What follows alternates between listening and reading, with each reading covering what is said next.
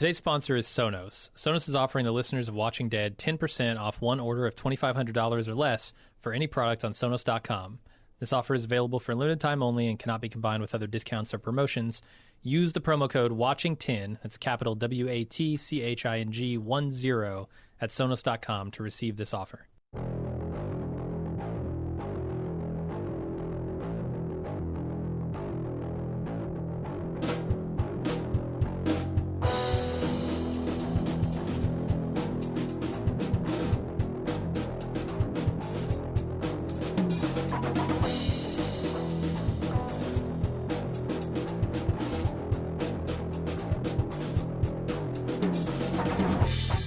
Welcome to The Watching Dead, the officially unofficial podcast for The Walking Dead on AMC. I'm Jim. I'm Aaron. And we're here today to do the Season 8A wrap-up, the first half of Season 8.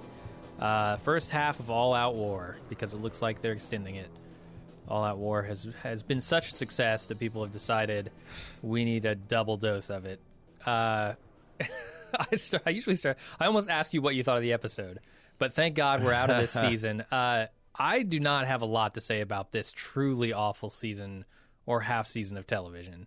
I as soon as our final podcast on the premiere aired, I jettisoned all care from my brain for this show. So what I do have is a lot of people in the feedback section who want to talk about the show and where things could be going, and I guess I will indulge them in their, I don't know, their flight of fancy, their fault, their folly. That's the word. Yeah, that's a $20 word we're Folly? using to describe stuff, the fandom events around The Walking Dead. Yeah, I mean, I have more, because I remember on the last podcast I said I got some spoiler thoughts on this, but then I thought it's like I'm just going to be mourning the loss of a storyline that can never happen. And why would I be excited about the preservation of said storyline? Because they've literally fucked up every big comic moment that I can remember in the last 5 years. Every single one. And I've tried reading the comics with anticipation right before a season starts. And I tried not reading the comics because, like, well, maybe the memory is just too sharp and the execution was too good. And nothing helps because they're doing a bad job of making this television. And again, if you're happy with it, if you like it, I don't begrudge you. Your happiness and success are all at all. But if you look up around the fandom, you might notice that 90% of your former comrades are gone, and it's because you are in fact watching a bad television show that you happen to enjoy. That's fine. Sure. I watch many bad television shows that I enjoy. The thing is, I don't know that we even have to make that statement because I think we've, at this point, self-selected the audience enough to where people who are watching it, or maybe not even watching it but listening to our podcast, as I know there are a lot of people who do that, they're not watching this show because they love it anymore. They're kind of like watching through their fingers as this car wreck, this train wreck happens. Yeah. I just feel like that, especially next year, I think there's going to be even a more precipitous drop because you know, if you're a fan of the storyline, they say they've been spooning that they've been spooling out for you. Then, like, it's so funny because I listened to Jason and Karen's podcast, and Jason's is still enjoying the show, and he still cares about the characters, but he's like, you know, on the one hand, you know, killing off Carl is exciting because, like, literally anything can happen, but then you know, even Jason's like, but on the other hand. I thought the whole show was supposed to be about him and the passing the torch and like, right, and he's like, you know, bummed that he doesn't see any possible way they can tell those rich storylines. Like, for the first time, not only are they going to not try and do a half-assed job, but they're not even going to attempt it. And if it is, like, if they do give all of the plots that Carl is supposed to have to Enid, oh, that's just the worst remix of all time. Because the relationship is not there. Like, it's not even it's like not as soon as Rick got to Alexandria, he adopted Enid as his daughter. No, they built up this whole other thing. Like, there's no way. I mean, it could be they remix it to Maggie passing the torch to Enid, but do people really care about Enid? Like, I've only cared about Enid in so much as that she's an interesting foil for Carl. And it removes the inherent father-son or mother-daughter relationship there. Like,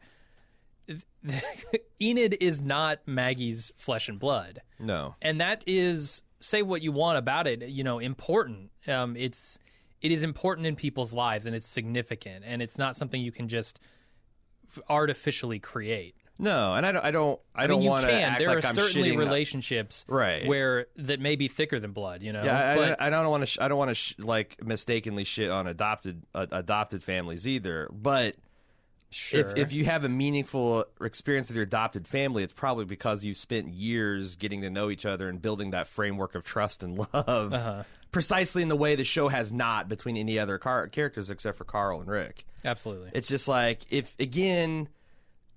I don't, and there's a lot of debate in fandom whether this is just them lurching, for new ideas and new plot, or if this is a vindictive fuck you to Chandler Riggs and his potentially weird family of potentially like that. That's another ugly rumor thing I've seen. Oh, this, Chandler Riggs' dad and mom are, it's kind of gross and creepy the way they're involved in his career, but like, I don't know. Either way, it's dumb. Yeah. Because like, no matter why you're doing it, the things that it's doing to the story are just completely counterproductive. Yeah. So it's pretty tough. All right. Well, maybe we don't want 2 hours more of this. No. Let's see what the audience has to say. We might get another hour of it with the audience. Let's see. Let's get to feedback. We start off with Scott. He says, "So I've been slowly watching The Walking Dead die since season 5.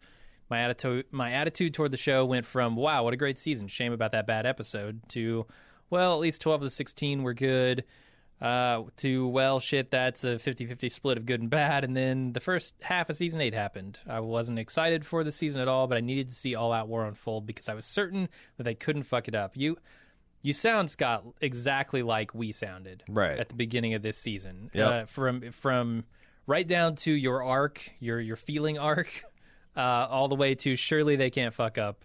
And to their credit, they have slow boiled the frog. Yeah, like okay, between season 3 to season 8, it is stunning they've how slow boiled just... like half the frog. Like half the frog has left. the legs hopped out, and half the the head frogs and are like, torso. this ain't slow boiling enough for me. I can definitely feel the boil. I'm out. Yeah. Right. But yeah, I mean, it's gone from like, it's not like we went from season 4 of Breaking Bad to season 7 of The Walking Dead. It's been a slow incremental.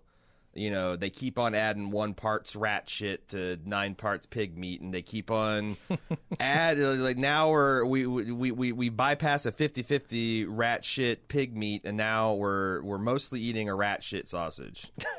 Yeah, and we know, but we do know.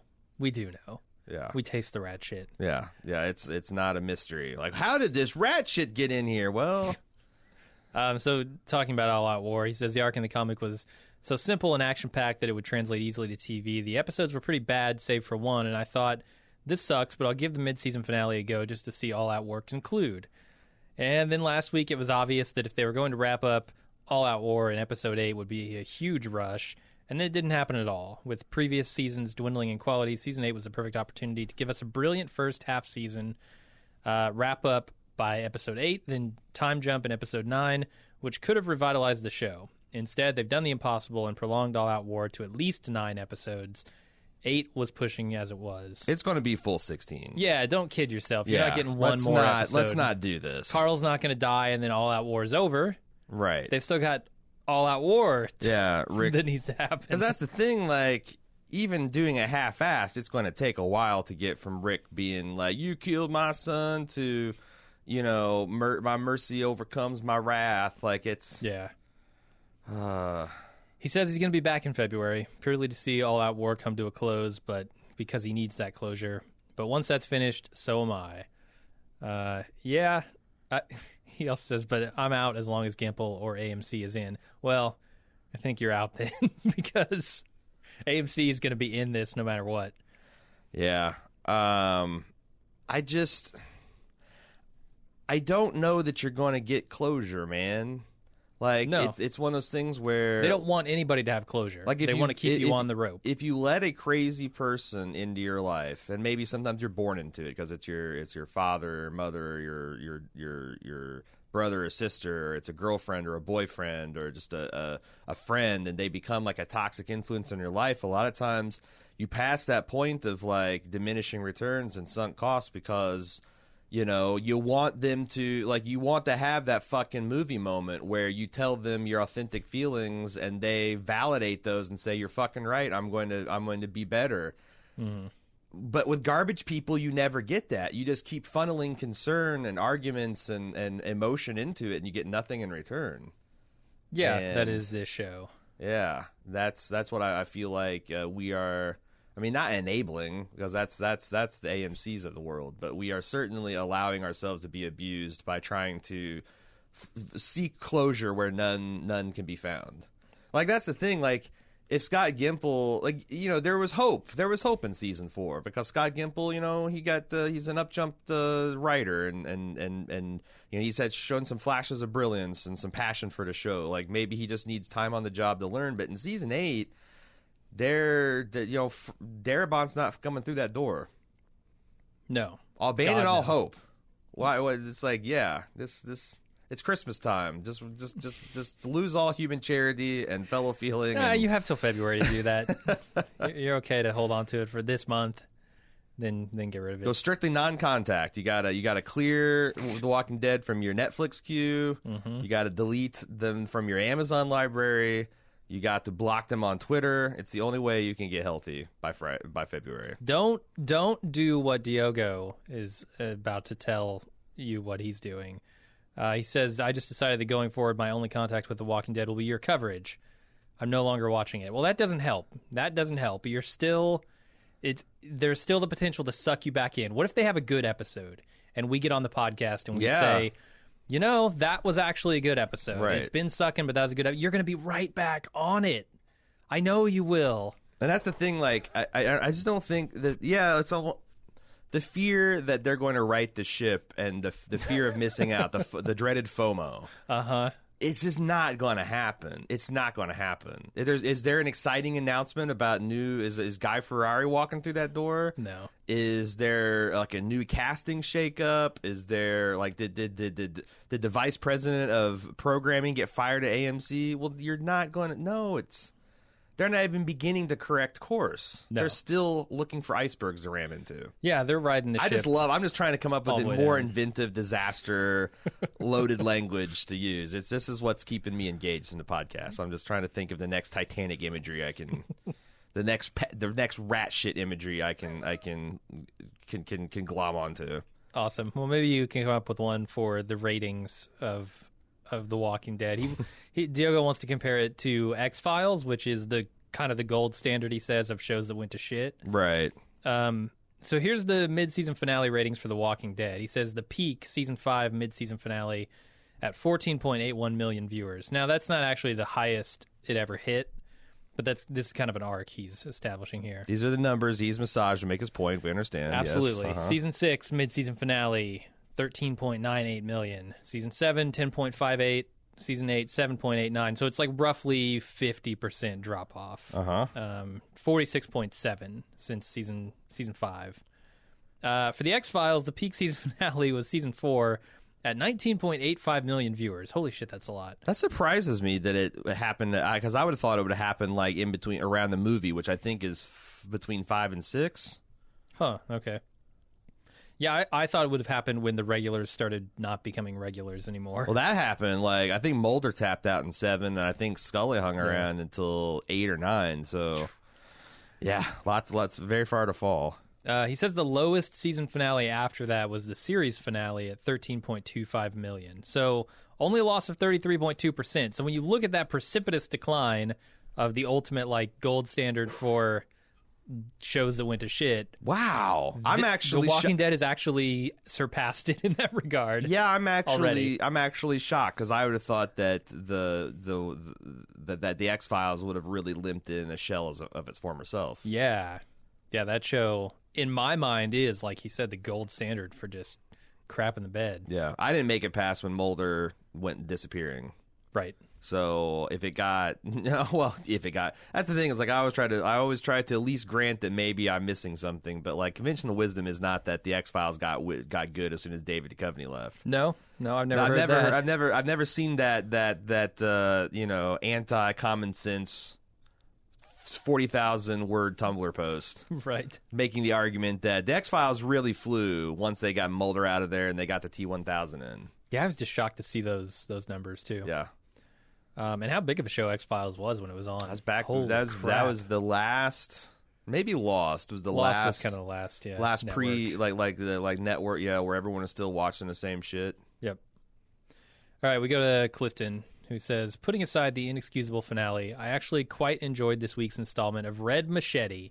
It was at the very least good for a few yucks out of me. I know you guys didn't seem to care for the others, but this one seemed to stand on its own. So I wonder what you guys thought. We also have a question about, like, what the hell? Can we explain what the Red Machete stuff is? And they're so dubiously connected that, no, I really can't. It's a series of vignettes that, like, follows this Red Machete in the loosest of terms. And the last one we saw was the Red Machete was embedded within a zombie for...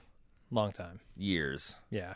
And that's potentially decades. Right. We're still really watching the commercial to see how it ends. But yeah, I don't know. Like, that's the thing. That's The Walking Dead in a microcosm, right? This pretentious, arty student film thesis kind of bullshit that is not as clever and satisfying as the student imagines it to be. And I think in a show that's better with an audience that's more willing to engage with that maybe they could have done something interesting with that basic idea. Right. Like, we're going to follow an element of the show as it kind of traverses the whole show. Right. You know? But it just and I guarantee you whoever directed the Red Machete episodes will be directing a spotlight episode of The Walking Dead next season. I wonder if that's on IMDb. I'm sure you can find out. All right, let's move on to Mick from Bristol. Not wishing to defend The Walking Dead, but he wanted to talk about Carl's dodgy handwriting. He thought it was quite clever of the show to draw attention to this. After all, he wouldn't have had any proper schooling past the age of 10. Talking of bad writing, how has Scott Gimple gone from writing the two great episodes, which really got me into The Walking Dead, saved the last one, and pretty much dead already?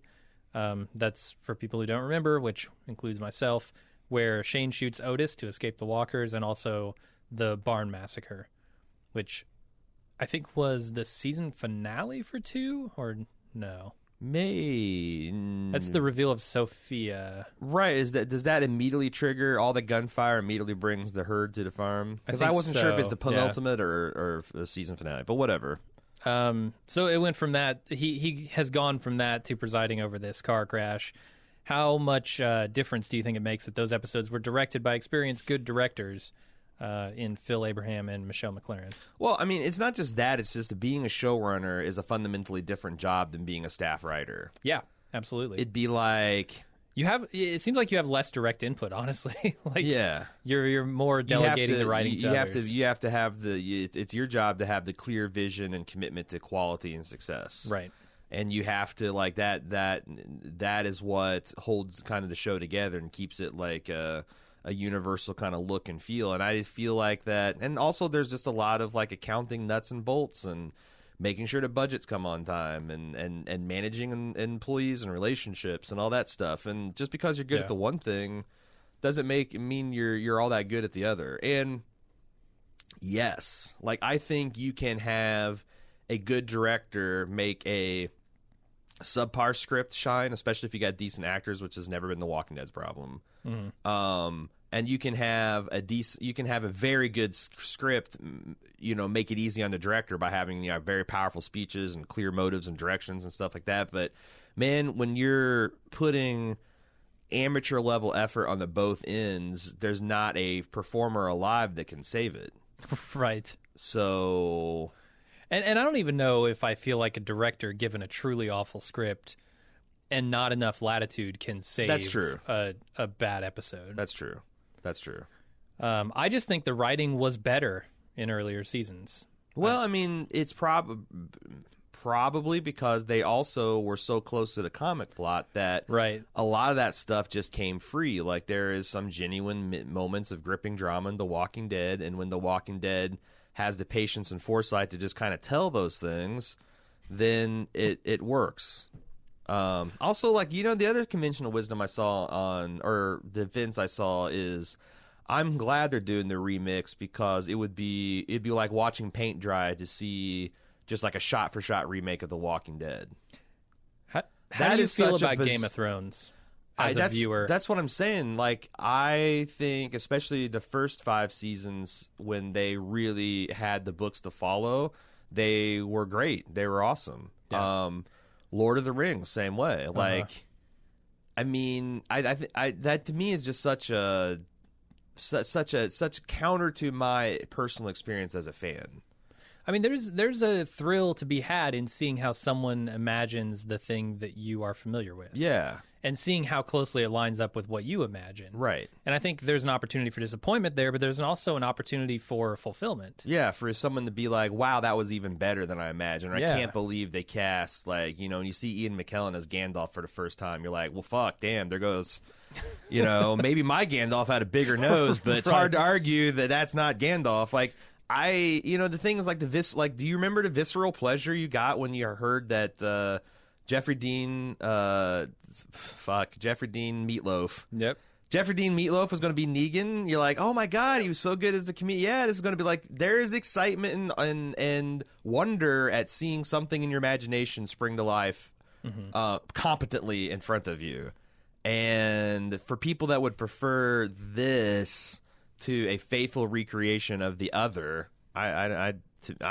And I think if you're gonna try to remix something, you need to have a clear understanding of exactly why you're doing it. Right. It can't just because change for change's sake. Right. It's what Game of Thrones has done so well. They've said, okay, in this format, in this television show, we have to change some things to streamline them. Mm-hmm. How are we going to do that in smart ways? The Walking Dead has never done that in smart ways. Right. They simply change things in order to mix it up to surprise people. And that, absent the real reasons that you remix things, that doesn't satisfy anybody. Right. So I don't know. Yeah, there's also that, like, because it does feel like Gimple also maybe goes to a lot of seminars for show running or reads a lot of books for show running, because it's kind of like if you've ever been in like a bad job where the executives go to some kind of retreat and they come back and they learn that in Walmart all employees are called associates. Mm-hmm. And now they're going to call all the employees associates, and that's going to fix all this stupid fucking bullshit. Like, and you ask them why, and they go, that's what Walmart does. Oh, because, the employees will feel more invested in the person that comes. And it's like, well, it's a grim mockery. It's a grim mockery. Yeah. And I feel like that's when I hear Gimple say things like, oh, I want to write ourselves in the corner because that's what Vince Gilligan does, or we're trying to do this because that's what whatever show better show he's seen. It's just like, dude, you really got to walk before you run, and some of these flourishes, like the grimacing montage, the face montage, that's just shit you've seen in some black and white French film that you thought would look good in The Walking Dead, but you don't know how to do it. Right. And it's just stupid. Agreed. All right, Chris says, it's all over the internet that Andrew Lincoln's contract is up after season 8 with the debacle about how they handled Carl's death. I wonder if Andrew is going to stick around much longer. God knows I wouldn't. So the anti-case is easy to make, right? The reasons why he wouldn't come back are self-evident. Oh, yeah. And you can make them really easy. Are the reasons he would come back? Money could bring him back. A pile of money. Yeah. I mean, he's already making $500,000 an episode reportedly, so bump that to maybe the highest salary anyone's ever made for doing a television show, and I could see it. Yeah. Is there, because like I've also heard, and I kind of believe this, that the Walking Dead film family is kind of like a family. At least, the cast and the on-set crew.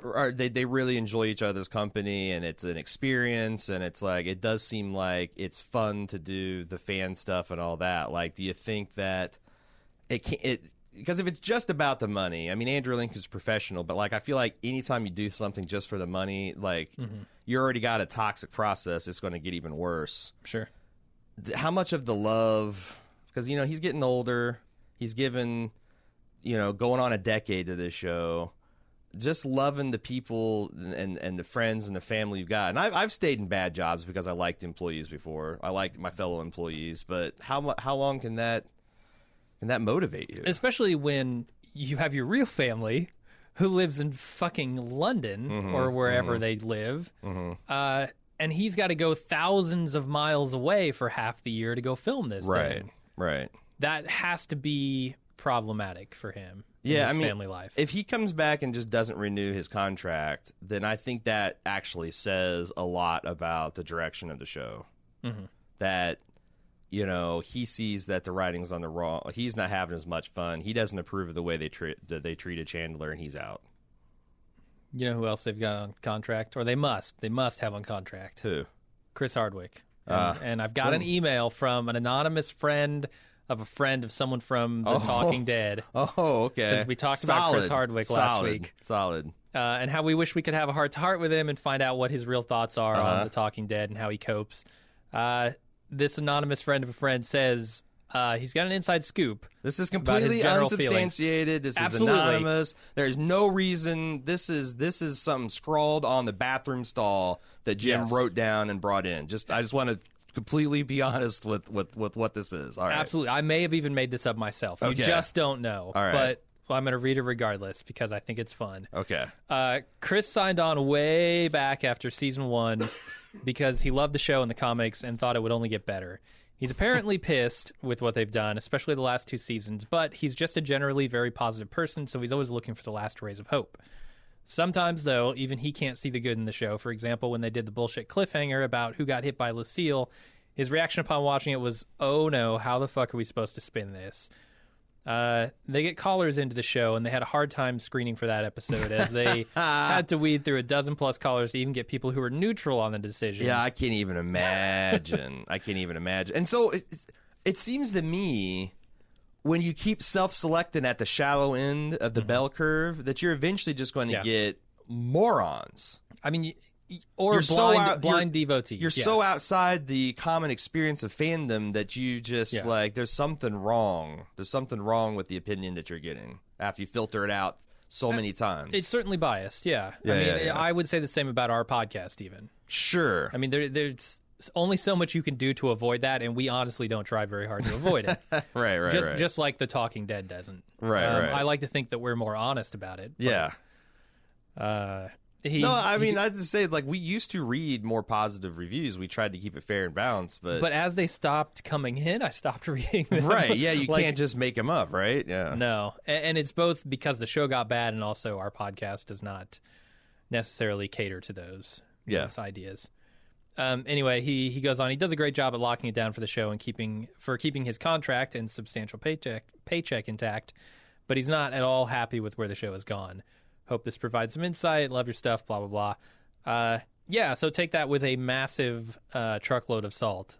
I don't know if any of that is true, but, it kind of tracks. Honestly, it is the kind of thing that I could have made up just by watching Chris Hardwick. I think you have. I think that's exactly what's happened. Yes, the anonymous person was Guy Ferrari. Okay, let's move on to Jessica from Dallas. I know you both haven't officially decided, but it seems like you're leaning heavily towards not covering The Walking Dead anymore. Selfishly, I'd like you to continue because I love listening to you guys, but I can't blame you. The writers have committed the worst TV cardinal sin. They made the show boring. I've been a huge fan of the show for years and could overlook all the glaring flaws because I was still interested in seeing where it was going, but now the characters are unrecognizable and the plot doesn't seem to be going anywhere interesting, so why bother? In honor of this potentially being your last Walking Dead podcast, I thought it would be fun to end on a somewhat positive note. Here we go. What were your top 3 favorite episodes of The Walking Dead to watch or cover over the years? She says, my personal favorites were Seed, which is episode 301, A, which is 416, and Not Tomorrow Yet, 612. Oh, got one from season 6 in there. I came up with a few. And I'll do mine so you can have a little bit of time to think, because I kind of sprung this on you. I thought the pilot was excellent. The pilot was actually really gripping to me. Clear is one that we talk about as being awesome from time to time, and that's mostly due to Lenny James just being a beast in that episode. And I think for the last one, it would probably be like Rick killing Shane or Carol just fucking annihilating Terminus. Damn it! Like, I was hoping you'd leave that one for me. I mean, I'm naming like a lot of the good ones, and she named a few good ones too. So I mean, if I'm just talking about how much fun when I look back and talk about it, and also how much because I've really changed as a person since I first started Walking Dead. I remember how scared I was at like Rick going through that dark staircase in the pilot. Oh yeah, because I had watched hardly any scary material, like horror films. Like I actively tried to avoid those because I didn't like the tension and kind of dread that they bred inside me. Nowadays, like after getting married to a woman who's kind of a horror hound, this shit doesn't even raise my blood pressure. So it's like, but will remember like those early kind of ice water rolling down your spine kind of feelings that I got in season 1. I really liked. Well, that's the thing. The show has fundamentally changed too. There are no moments like that anymore. Yeah, there's no suspense. All of the suspense is who's going to get the bat. Right. That's not horror. That's just keeping me in the dark for suspense reasons. There's. I'm thinking of the funny moments I had, like the gang inexplicably trying to use Glenn as bait to get a walker out of the well. Not a like brilliant flash of that's not even the but 16th best plan that they could, but it's just like they came up with it like, well, it's a plan, let's use it. Like the time that Andrea accidentally shot Daryl, like the early times where like it was the odd kind of what the fuck moments that kind of like is the 10% rat shit ratio. Right. The season 3 finale when they realized that they were going to push the governor into a whole other season rather than just tell an already bloated. Where he destroys he attacks and destroys the prison and then retreats. Yeah. Like those, I guess, are the ones that really stick out. The Lori Fiesta episode, and what really it was funny about that one is how much we look forward to it, and then the episode was actually really well written and kind of gut wrenching, and we felt bad about it. Like, and that scene with Carl and his mom, So those are the things that I can think of, like that. Just those are the ones that bubble to the top when I think about fun experiences of The Walking Dead. I really liked the arc with Sophia. I thought was not amazing, and it was maybe played too long and stuff. But I thought the reveal of that was really, really good when she comes out of the barn. Yeah, no, that was a good moment, and it led up to like kind of horrifying in the way that Walking Dead usually isn't. And then Bernthal comes in with a full head of steam. What is this? What is this? He's just like beside himself. Can't believe someone's keeping these fucking things in the barn. And then and like, it's like your dad finding your stash of weed when you're a kid, right? Right. Yeah. What is this? The hell do you think you're doing? And then the last one, and it's Sophia with that fucking rainbow shirt on. Yeah. Yeah, you're stuff. Right. It is we it's not the first time or last time we'll probably say, but it was a fundamentally different show then. Yep. All right, Monster Mike says, first off, I want to start off by saying I think you both have been way too harsh on The Walking Dead this half season. If you look past the plot holes, the plot devices, the awful writing, the horrible character building, the awful physics, the ungodly pacing, the utterly confusing editing and cuts, if you spend all your belief of everything that should actually happen normally in any TV and normally things that should happen in storytelling, the show isn't bad. No, wait, it still is. I watched the season premiere, and since then I haven't watched it at all. I had hoped that with the all-out war arc, they could maybe get back to some of the glory with the show. Being such an iconic arc from the comics, I thought it would be hard for them to fuck this up. Yet they seem to have done so. They did what I thought they would do, which is extend all-out war to the next half season, so this is even further torture for the audience. After Carl's death, I've decided this show doesn't truly care for storytelling, their fans, or their cast. The move has shown that the showrunners and execs are giving a middle finger to not only Chandler Riggs, but to Kirkman as well. We all know Kirkman has always said this was about Carl. The whole story was, and this is the way to tell them both to fuck off. Yeah, that's the thing. That seems to be a common sentiment. I try to find the other answer to these, what's happening here, but it does feel like this is a very calculated. AMC's like, we have no sacred cows. We will burn everything to the ground rather than pay you any more than we already are paying you. And if you fucking take it to the public, or if you try to get what's right and what's fair, then we're going to fucking end you and destroy something you love. And that's You know, honestly, that's very close to my former religion's attitude about things. And fuck that. Holding things you love hostage to keep you like no. Sure. So, yeah, I think they're it's bad. It's bad. And it's bad people making bad things at this point. All right, Jason from Mobile, Alabama says, "I truly enjoyed this show up until the cliffhanger ending season 6. Now I watch it just to see how much they screw up. From trash people to Oceanside, it's all pointless. So a question, other than Guy Ferrari taking over, can we salvage anything and get to a point where it's back to the good years? Is it past the point of no return?" And I would say Guy Ferrari is the concept that we came up with to right the ship. So absent Guy Ferrari, no, I think the show is done. Like, you need a fundamental changing of the guard here. I don't know how you do it. I don't think the Walking Dead show that we began watching that Frank Darabont adapted is... And Frank Kirkman had a hand in pinning is definitively dead with the death of Carl. Yeah. And there's no way to get any semblance of that back. Right. This is a Rubicon that cannot be uncrossed. You done marched your soldiers and your legions into Rome, and that's against the law, and the Republic's dead. So I think it's too late. I don't think Guy Ferrari could save it. Guy Ferrari could turn it into a second-rate Z Nation. For sure. But the ability for it to have a heart and to have poignancy and to tell us interesting things about humanity through this lens of a zombie apocalypse, I think is gone forever. All right. Mike from either Seattle or St. Louis. He just said STL. That's St. Louis. It could also be Seattle. Okay. I'm not sure. That's he didn't put any spaces in there or anything, so I don't know. Let's see. Let's let Google win it. Google says St. Louis is number one result. Okay, there we go. Mike from St. Louis. He first of all says, at least you guys get to gray out another character on the pod's title pick. Yeah, I toyed around with graying out that character immediately after the episode, like for the finale. I was kind of hoping you would. But he's not dead yet. He's still around. He's still gonna have lines. He's still gonna make a big scene. So I gotta let him have his final episode at least. I do think we should definitely, whenever he definitively dies, if we do nothing else, we should gray out that, and that's like a good place to leave the show logo. Yeah, I should have made him like green or something. Like he's sick. I don't know. Anyway, Mike goes on, I think an element of The Walking Dead that kept it engaging from season 1 through the prison seasons were that main characters could die in any episode, not just limited to season finales or epic showdowns. Dale's death was great, as were Lori and T-Dog's. Really? Well, see, T-Dog was the he start. went out like he was kind of heroic, but he was the start of the whole like we don't know a goddamn thing about this guy until he's ready to die. Oh, he must be ready to die.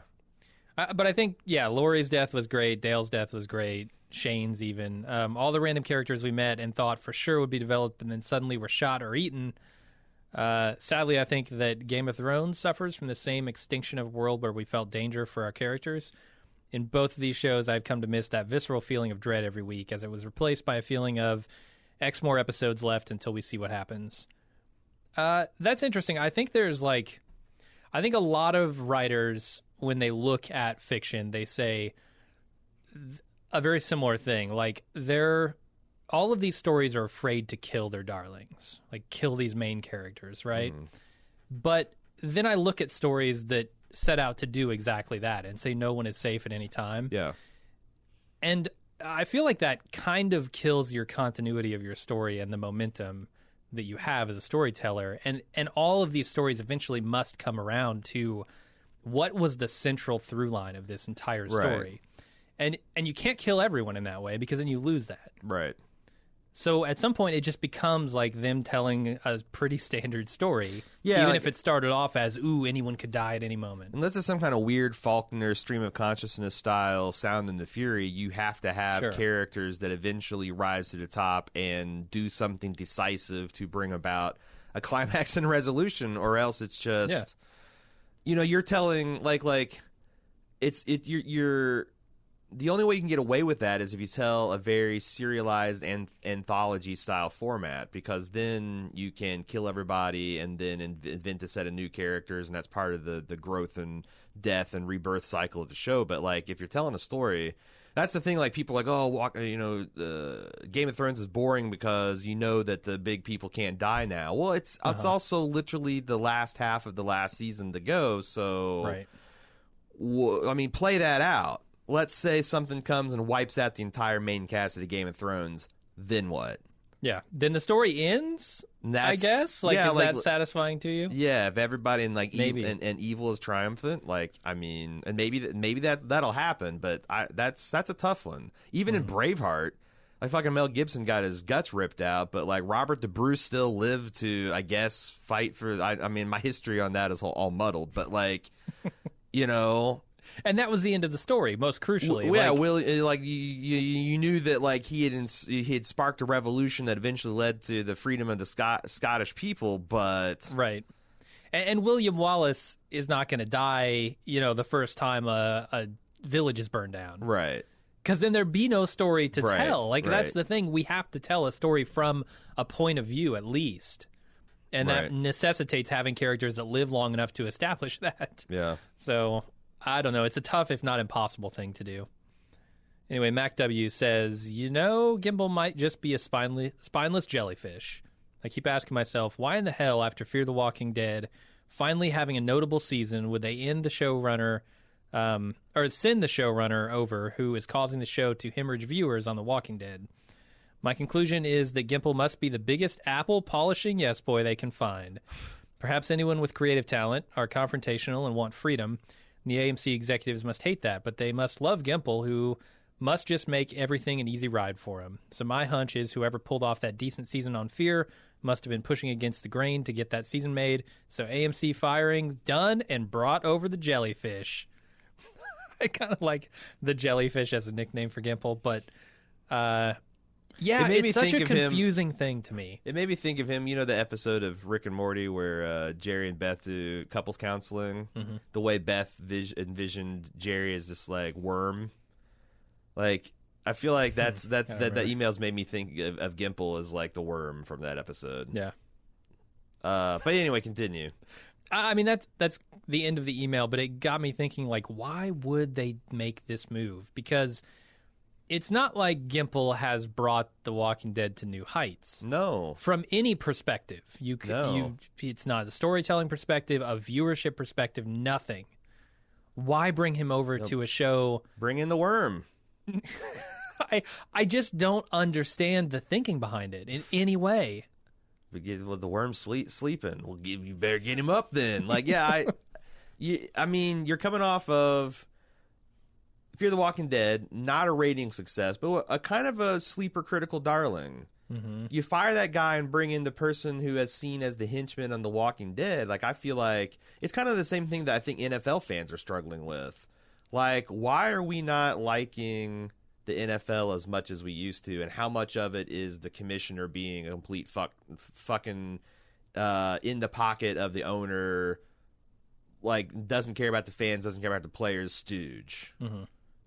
Like we are like fan satisfaction is at an all-time high, and yet this guy keeps getting record bonuses and renewals.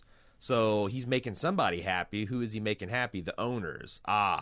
I see the problem here. But the owners should not be happy here because there are no all-time highs anymore. We've seen under the supervision of Gimple, The Walking Dead, one of the biggest shows on television, has lost 50% of its audience. But are they making record profits? 50% of its audience. They slashed the budget, and that's what I'm saying. But he's killing the golden goose is the problem. Like, you're getting eggs, but for how long? And now you're going to bring him onto your other show so he can kill that golden goose as well? Yeah, American That isn't even a golden goose. It's like a copper goose. Yeah, no, it's totally short-sighted, but it's I just simply don't understand. Like that parable about the wise old men plant trees, the shade of which they'll never see. Like, like it's like sometimes you got to do things the long, slow way because it's better in the long run, and that's just anathema to these fuckers because that's the thing, like, that always came to a head because I remember how much controversy there was about how Breaking Bad and Mad Men was stealing money from The Walking Dead because do you remember that? Like when Wiener, Matthew Weiner and Vince Gilligan renegotiated contracts and the Breaking Bad stuff all at the same time. And then it's like, oh, well, it's hard to make a good zombie film when Breaking Bad and Mad Men are sucking up all the profits. And then, like, you see these behind-the-scenes court cases, and it was just AMC doing it all alone. Right. I think a lot of this stuff is, you can't conceive that they're doing something so stupid and so short-sighted and selfish, and yet we have gotten firsthand knowledge that that's exactly what they're doing. And I think a lot of the fan reaction was, fucking Darabont's an asshole. You know? Who does this guy think he is, like, throwing directors who have no idea what they're doing off the set? Like, right. And then you see what a mess the first episode of season 2 was, and you're like, no, he was right to be offended and angry that they sent this guy in. Yeah. I mean, maybe it is just a case of milking this cow to death, essentially. Because when I think about it, okay, we're in season 8 of this show, and they've always maintained, we want this to be a 20-season show, right? We want this to go on forever, longer than I don't know, the longest soap opera you can think of, Days of Our Lives. We wanted to beat the Simpsons, right? But that seems, in my mind, that is becoming clearer and clearer as a lie, just a straight up fabrication. What they wanted you to do is believe that was the trajectory, and they were essentially going to milk it for as long as you would believe that and stay tuned in. Yeah. Because that is the only explanation I can think of. That still doesn't explain why bring Gimple over to another show that is already not doing well, because there's nothing to milk there. But I maybe Erickson, I think is the showrunner's name. Maybe he's like, hey, look, I'm getting press and people are liking this. I need more money, or I need to hire this guy, and they're like, oh, you need. Well, you need to find a new job. Right. That's what Mac's saying. Yeah, he might just not be a jellyfish. Yep. They need a jellyfish. Yep. All right, John from Milwaukee says, still enjoying your show, even though I'm struggling through The Walking Dead. As the series suffered in Season 7, I was still enjoying the story and some of the characters, despite the lack of quality. To put it simply, Season 8A has become impossible to enjoy. All the issues you discuss have finally hit a tipping point in which I don't like what I'm watching. Like Aaron, I was really engaged by the idea that this evolves into Carl's story, and now that concept is dead. He's got a couple of things here. Besides that fact, I'm pissed Carl is dead. It pisses me off more that they fucked with us viewers by teasing and foreshadowing throughout the season that this would be Carl's story of leadership. Which he's kind of right, and even in that episode, they were doing that. This is my show, you said. Yeah, which I think they were going for, like... I tell you... The old switcheroo, which might have been effective if they had done it better. Yeah. I mean, that's you could say that about so many things on the show. I know. Like, that's the thing. Like, some of this artsy-fartsy shit's not bad in itself. It's bad if you can't pull it off. Mm-hmm. You know, it's like rap is a perfectly valid art form when your middle-aged white principal does it in a drug convocation, and at the drug convocation, it's an abomination. That doesn't mean rapping was a bad idea. When Balky does it, nobody wants it. It just means that maybe your vice principal shouldn't be rapping. Yeah. Okay? And man, and with how everything went in social media and how all the rumors went around, like those the Carl saying, "It's my show. You said it was my show. Mm-hmm. You're gonna have to do things my way," and then him getting bit and died. Like, that's too good, right? Oh, it's your show? No, it's not. Mm-hmm. Like, everyone said it was but everyone said it was my show. Well, too bad. AMC said no. Yep. Maren Ann from Norway says, if they somehow decide that Carl needs to survive